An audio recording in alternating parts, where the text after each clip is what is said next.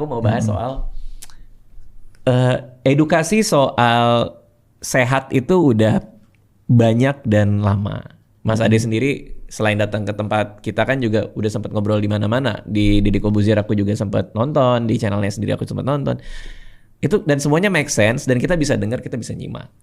Apa sih yang ngebuat kok masih susah aja untuk oke, gue tahu nih teorinya, gue tahu gue nggak boleh kebanyakan karbo lah, harus resistance training lah.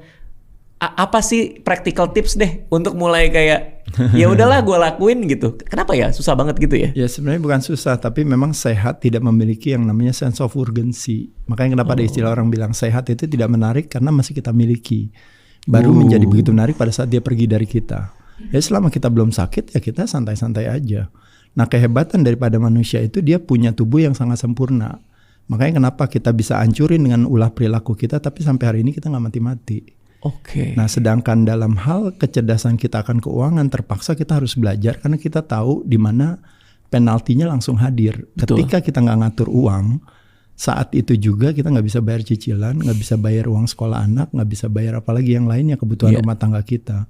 Tapi uniknya dalam hal kesehatan, olahraga jarang, makan sembarangan. 2 dari 3 pria kan juga merokok gitu. Sebagian juga kadang-kadang juga mengkonsumsikan alkohol. Kalau kita ngomongin anak-anak bukan dalam arti alkoholnya tapi dalam arti kelebihannya misalnya gitu ya.